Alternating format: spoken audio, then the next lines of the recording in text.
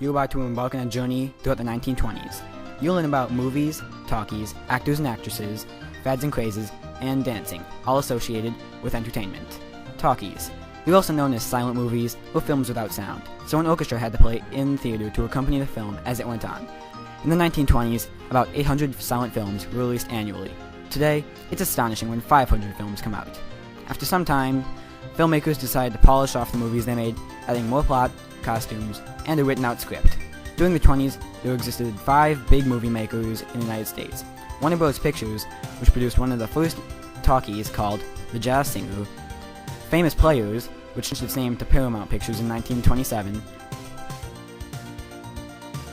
Radio Keith Orpheum, which is known for making King Kong and Citizen Kane, The Oils Incorporated, which changed its name to Metro-Goldwyn-Mayer, also known as Metro Pictures for short, and the Fox Corporation, also known as 20th Century Fox, is known for making Shirley Temple films during the mid-30s.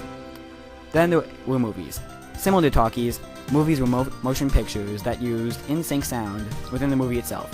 It wasn't until 1923 that a commercially distributed film containing synchronized soundtrack that was photographically recorded and printed on the side of the strip of motion picture film. They were finally accepted to replace talkies in 1930.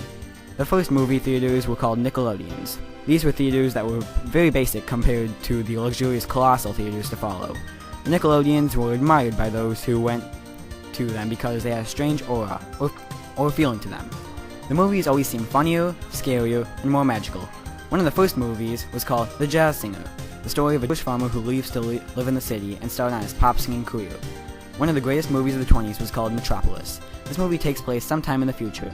This movie was made in the 1920s, so that time would be about ours right now. There exists a floating utopia where everyone are thinkers to help improve the society. Then one day, a thinker named Frederick Frederiksen discovers an underground world of workers to help keep the utopia alive with energy, food, and any other needs they might need. But the workers are plotting a revolution. It's up to Frederiksen to help stop the revolution. In movies, there were many stars, including Rudolph Valentino. He was born May 6, 1895, in Castanella, Italy. When he was 13, his father died. At the age 18, he left Italy on the USS Cleveland for America. At ages 19 through 20, he worked as a dancer, and at 22, he found work as a dance instructor in San Francisco. He met Joe Maxwell, a producer, who cast him as the lead in The Married Virgin. From there, the films just kept coming. One of the films he starred in was Verdens Barometer, I Copenhagen, a Danish film. Another star was Joanne Crawford.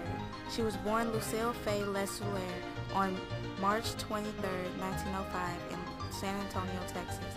In 1923, Joanne auditioned as a dancer for Catherine Emery. Her first film was Pretty Ladies, and she starred in 80 movies throughout her 45-year film career. Another type of entertainment was dancing. Dancing was very popular because it was a way for everyone to forget about the war. Types of dancing were ragtime dancing, which was popular during and after the war. It matched to the new fast-paced tempo. The tango was a scandalous dance featured often in movies. Old-time favorite dances were the waltz and foxtrot. The Charleston came from the Broadway musical Running Wild, and it became very popular, making it the symbol for the 1920s jazz age today. While dancing, women wore flappers, which were short skirts, fitted hats, and they had bobbed hairstyles. Men wore raccoon coats and bell-bottom trousers that were called chics. Dancing was taught in schools, and Arthur Murray ran dance schools and published books called How To on dances. The 1920s broke out in dance, but ended in 1929 when the Great Depression started. Fads and crazes of the 1920s were popular, or the in-trending things, but they only lasted for a short time. One of the biggest fads and crazes was dance marathons. Dance marathons occurred every weekend, packed with people constantly dancing. Mahjong was an ancient Chinese game. Other fads and crazes were pogo sticks, and roller skating. The 1920s was definitely filled with things to do. Some might say it was an entertainment playground. It was filled with movies, talkies, actors and actresses, family crazes, and dancing would definitely keep you busy for your 10 years. Go. Hello. In this presentation, we will be discussing several famous persons from the 1920s and the 1930s. These include Amelia Earhart, Go. Charles Lindbergh, Go. Georgia O'Keeffe, and Harry Houdini. Let's start off with Amelia Earhart. Earhart was an aviation pioneer as well as an author. She was the first female to fly across the Atlantic Ocean alone. She was also the first female to receive the Distinguished Flying Cross. In addition to her solo transatlantic flight, she also made numerous other solo flights in the same plane, the Lockheed Vega 5P, which is now on display at the National Air and Space Museum. She later joined the staff at Purdue University as a career counselor. In addition to this, she tried to circumnavigate the world in a Lockheed Model 10 Electra funded by Purdue. However, during her second attempt in 1937, she went missing. She was later declared dead in 1939.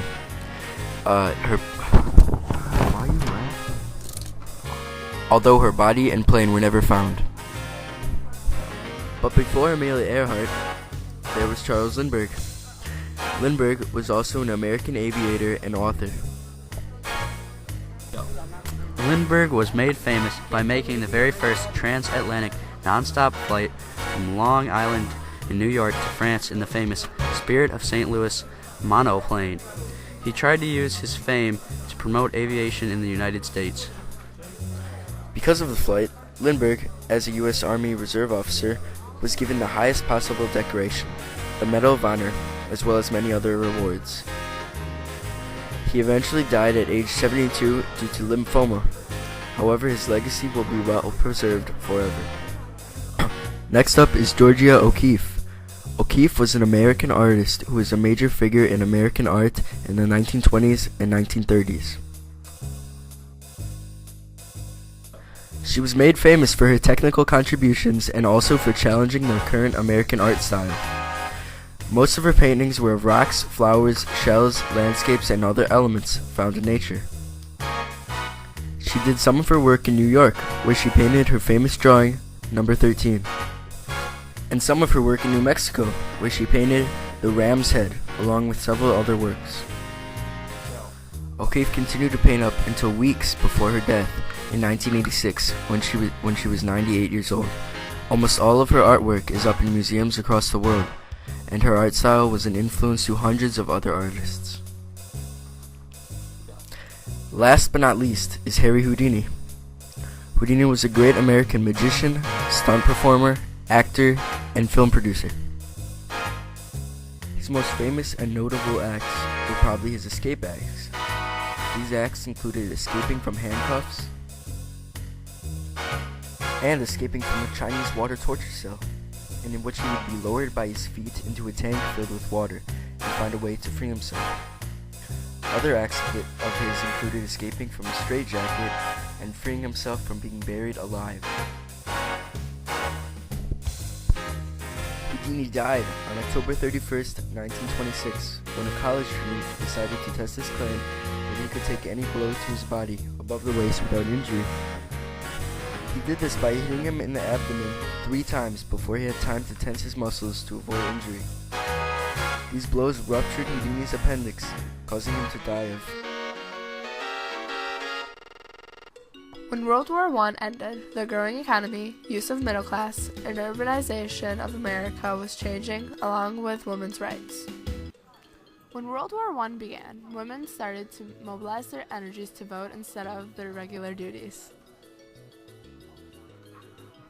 Alice Paul argued the passage of an Equal Rights Amendment to the Constitution, which was the best way for women to have the same rights as men.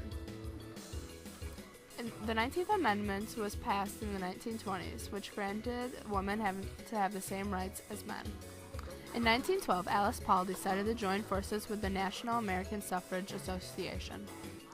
Whenever women were protesting to have rights, the police would abuse them and arrest them. When Alice was in jail and put in mental institute, she went on a hunger strike. But on the last week, doctors forced tubes down her nose and through her throat and gave her liquids. They did this 3 times a day, every day. Everyone knows that women really didn't work before the 1920s, but in the 1920s, women started to enter the workforce. Men weren't really around because of the war, so women needed money to support their families. Women depended on men before the 1920s, but afterwards, they really wanted to have their own independence.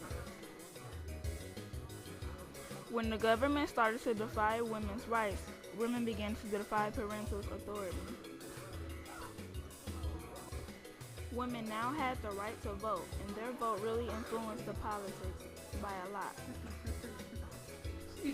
During this time period, women started changing the way they dressed, acted. They also changed their habits. They transformed into Gibson girls and into flappers. Flappers were a new breed of women.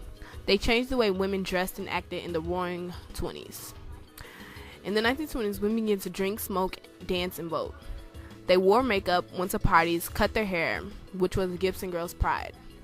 Flappers were giddy, and she took risks. The opposite of flapper was a Gibson girl. A Gibson girl had long hair, long straight skirts, and shirts with high collars. Gibson girls did not date.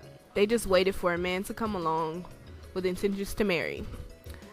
Flappers did not waste time waiting on a man. They were going to enjoy life. Garçons were another form of flappers. They were introduced by Coco Chanel. They looked more like a boy.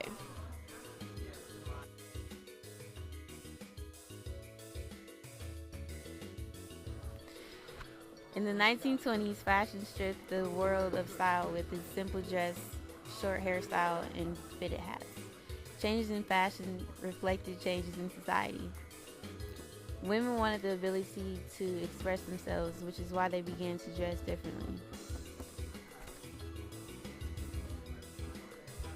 One of the first women to start this trend was Zelda Sager.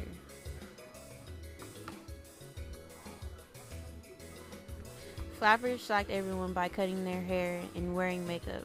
Before the 1920s, long hair symbolized the responsible young lady called Gibson girls.